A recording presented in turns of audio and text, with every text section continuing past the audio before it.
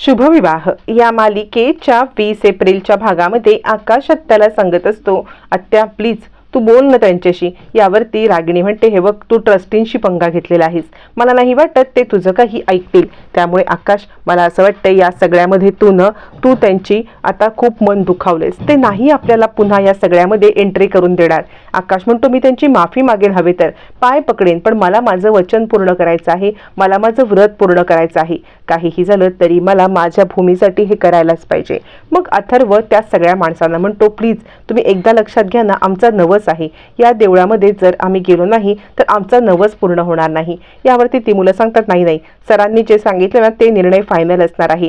तुम्ही त्यांचं मन दुखावले, त्यांचा अपमान केलाय, त्यामुळे तुम्हाला कोणत्याही प्रकारे त्या देवळामध्ये एंट्री मिळणार नाही. रागिणी म्हणते, आकाश बघ रे, ते अजिबात आपलं काही ऐकायला तयार नाहीयेत, आपल्याला इकडून जायलाच पाहिजे. असं म्हणत ती आकाशला समजवत असते. पण तेवढ्यात चमत्कार घडावा तसे शेलार त्यांच्या समोर येऊन आकाशच्याच माफी मागायला लागतात आणि मला माफ करा, खरं तर मी या मंदिराचा स्वतःला मालक समजत होतो, पण मी हे विसरून गेलो होतो की मंदिराचा मालक मी नसून रामराया आहे आणि रामरायाचीच अशी इच्छा आहे की तुम्ही या मंदिरामध्ये येऊन पूजा करावी. खरंच मला माफ करा, म्हणजे ना मी चुकलो, मी तुम्हाला अडवलं, याची मला शिक्षा मिळालेली आहे. पण आत्ता मी तुम्हाला विनंती करतो, एकदा तुम्ही मंदिरात या, पाया पडा. असं म्हणत मानाने सन्मानाने शेलाराने आकाशला आणि परिवाराला आता मात्र इकडे देवळामध्ये येण्याची परवानगी दिलेली असते. आकाशला कळत नाही की हा चमत्कार झाला तरी कसा.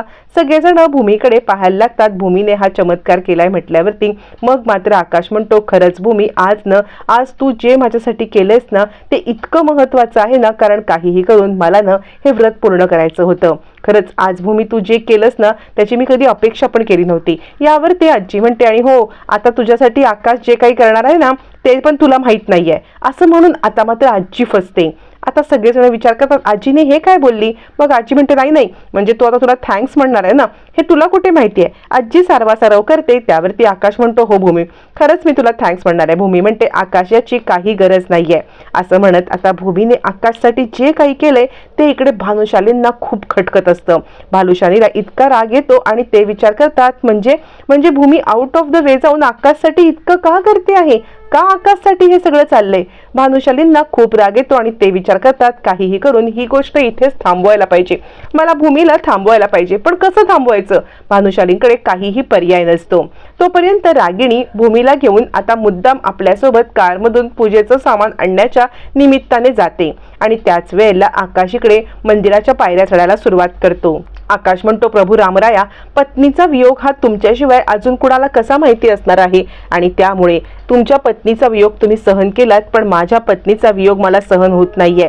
तिला होणारे भास थांबावे, तिची स्मृती परत यावी, यासाठी आज मी तुमच्या पायरीवरती आलेलो आहे. मी माझ्या पायांनी हे सगळे पायऱ्या चढणार आणि माझ्या भूमीची स्मृती परत आणण्यासाठी तुम्हाला मनवणार. प्लीज या सगळ्यामध्ये तुम्ही माझी साथ द्या. असं म्हणत फायनली आकाशाचा एक एक करत पायऱ्या चढायला लागतो. पौर्णिमा म्हणते, आकाश जीजू, अहो तुम्हाला हे सगळं जमेल का. आकाश म्हणतो, माझ्या भूमीसाठी मी सगळं जमवून घ्यायला तयार आहे. फायनली आकाशचा निर्णय झालेला असतो. एक एक पायऱ्या चढताना आकाशला जीवाच्या आकांताने वेदना होत असतात. प्रत्येक पायरीवरती पाऊल टाकताना आकाश जोरात ओरडत असतो. तोपर्यंत रागिणीची नाटकं सुरू होतात. काहीही करून आकाशचं व्रत पूर्ण करू द्यायचं नाही, त्यासाठी रागिणी नाटक करते. अभिजितलाच डॉक्टर म्हणून कॉल करते आणि काय म्हणताय डॉक्टर, म्हणजे आकाशचं एक गोष्ट सांगायला मी तुम्हाला कॉल केला होता. आकाश आहे ना हा सगळ्यामध्ये पायऱ्या चढतो आहे, देवाच्या पायऱ्या चढतोय आणि वरती चाललेला आहे, आणि ते पण आता तो विचार करा, कुबड्या घेऊन पायऱ्या कशा चढणार. आणि मग इकडे डॉक्टर बनलेला अभिजित म्हणतो, नाही, तुम्हाला आता त्याला थांबवायला पाहिजे, नाहीतर त्याच्या पायाला काहीतरी दुखापत होऊ शकते, कायमचा पाय पांगळा होऊ शकतो. तुम्ही त्याला थांबवा, नाहीतर खूप मोठा अनर्थ घडेल. त्यावरती मग मात्र इकडे भूमी हे सगळं ऐकते आणि आता रागिणी म्हणते, भूमी ऐकलंस ना, हे सगळं ऐकलंस का तू, कारण बघितलंस आकाश कुणाचं ऐकायला तयार नाहीये, तो पायऱ्या चढायला चाललेला आहे. यावरती आता मात्र भूमी म्हणते, आत्या, अहो असं करून त्याला चालणार नाही. रागिणी म्हणते, मी तुला तेच सांगते आहे, तू एक काम कर ना, तू न ताबडतोब त्याला थांबव. कारण हे काम फक्त आणि फक्त तूच करू शकतेस, असं म्हणत इकडे भूमीला रागिणी गळ घालते आकाशचं व्रत पूर्ण न होण्यासाठी. मग भूमी आता बोलल्याप्रमाणे आता आकाशला थांबवण्यासाठी येते. आकाशच्या पायाला होणाऱ्या वेदना बघून ती म्हणते, आकाश हे सगळं काय करतो आहेस तू? वेड्यासारखं काहीतरी करू नकोस. आकाश म्हणतो, भूमी ऐक ना. भूमी सांगते, तू मला मैत्रीण मानतोस ना? मग जर मला तू मैत्रीण मानतो आहेस तर प्लीज मी सांगते ते ऐक, मी सांगते ते ऐक. तू नको जाऊस पायऱ्या चढूस. यावरती आकाश भूमीचा हात घेतो, आपल्या डोक्यावरती ठेवतो आणि हे बघ, मी तुला खरंच एक वचन देतो की आज तू मला थांबवू नकोस. माझं शपथ आहे तुला, तू मला आज थांबवायचं नाहीयेस, कारण हे व्रत करणं माझ्यासाठी खूप महत्वाचं आहे. भूमी म्हणते, काय हे व्रत करणं काय एवढं महत्वाचं आहे तुझ्यासाठी? यावरती आकाश म्हणतो, माझ्या आयुष्यासाठी. असं म्हणत तो भूमीकडून वचन घेतो की हे मी पूर्ण करत असताना व्रत तू मला अडवणार नाहीस, माझं व्रत मला पूर्ण करू देशील. आता आकाशच्या वचनामुळे भूमी अडकली जाते आणि पूर्णपणे भूमी आता आकाशला अडवण्यासाठी असमर्थ ठरते. रागिणीचा हा प्लॅन इथेच फ्लॉप होतो, कारण आकाशने भूमीकडून वचन घेतलेलं असतं. आता मात्र भूमी आकाशला काहीच बोलत नाही आणि आता भूमी आकाशला वचन देते की मी तुला या सगळ्यामध्ये अडवणारच नाही.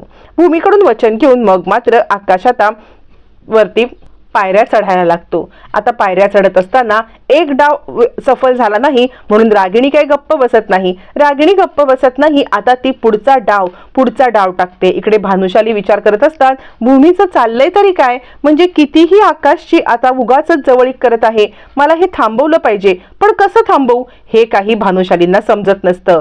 तोपर्यंत रागिणी म्हणते, भानुशाली तुम्ही पण तोच विचार करताय ना जो विचार मी करते? म्हणजे नाही, देवळाचं दर्शन घेण्याचा विचार. हो, असं म्हणत रागिणी विषय बदलते. तिला भानुशालींच्या मनामधलं अचूक समजलेलं असतं आणि या सगळ्याचा फायदा करून घेण्यासाठी रागिणी सज्ज झालेली असते. तोपर्यंत आता रागिणी आपल्या माणसाला इशारा करते. माणसाला इशारा करून ती सांगते, लवकरात लवकर काम झालं पाहिजे. मग तो माणूस आकाशच्या बाजूने मुद्दाम जातो आणि आकाशची एक कोबडी पाडण्याचा पुरेपूर प्रयत्न करतो.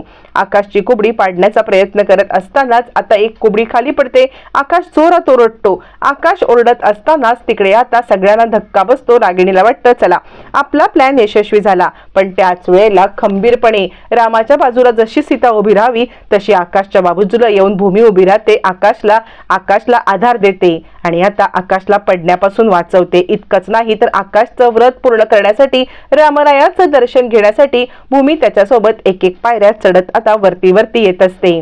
आकाश भूमीकडे पाहतच बसतो. फायनली भूमीने आकाशला आधार दिलेला असतो आणि दोघ जण एक एक पायरी वरती चढत आता येत असतात.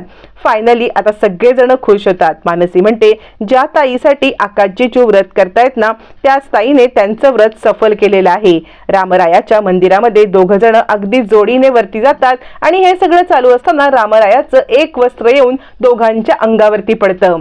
आता मात्र भूमी आणि आकाशला रामरायांचा आशीर्वादच मिळालेला असतो. रागिणी, अभिजित यांचा नुसता जळफळाट होत असतो, कारण कोणत्याही मार्गाने आपला कोणताच प्लॅन सफल होत नाहीये. भूमी जे करायचं तेच करते आहे, ती थांबतच नाहीये. हा विचार करत दोघ जणांची नुसती चिडचिड होत असते. आता आकाश आणि भूमी तोपर्यंत वरती पायऱ्या चढून जातात. त्यावेळेला गुरुजी म्हणतात, तुम्ही ना दोघ जण खूप चांगले भक्त आहात, कारण देवाचं जे वस्त्र आहे ना ते वस्त्र असं कुणालाही मिळत नाही बरं का. हे वस्त्र तुम्हाला मिळालंय, तुमचं अहोभाग्य आहे. देवानेच तुम्हाला खूप मोठा आशीर्वाद दिलाय. या आशीर्वादाचं सोनं करा. तुम्ही दोघ जण खूप पावन भक्त आहात, त्यामुळे रामरायांचा हा आशीर्वाद तुम्हालाच मिळालेला आहे.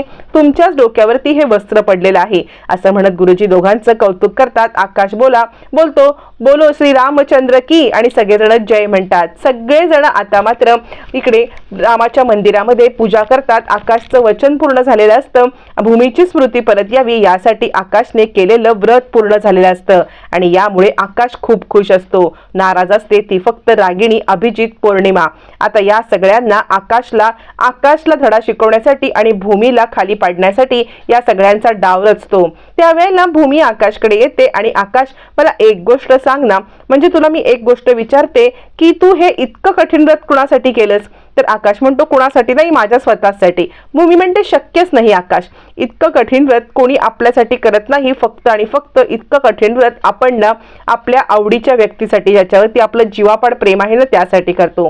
आकाश विचार करतो भूमी मला किती चांगलं ओळखते, असा विचार करत तो भूमीकडे एकटक पाहत असताना आता मात्र रागिणीकडे अभिजितला म्हणते आजची रात्र भूमीसाठी वैऱ्याची असणार आहे. आजच्या रात्री भूमीचा निकालच लागणार आहे.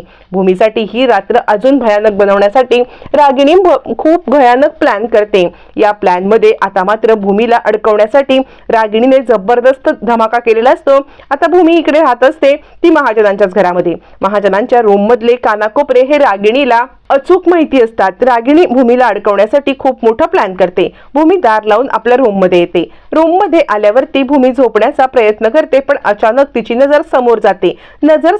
आणि भूमी पाहते तर काय, समोरचं दृश्य खूप भयानक असतं. आता भूमीला समोर काय दिसतं, रागिणीने हा डाव कशासाठी खेळलेला आहे, या डावामध्ये रागिणी यशस्वी होणार का, हे येणाऱ्या भागातच कळणार आहे.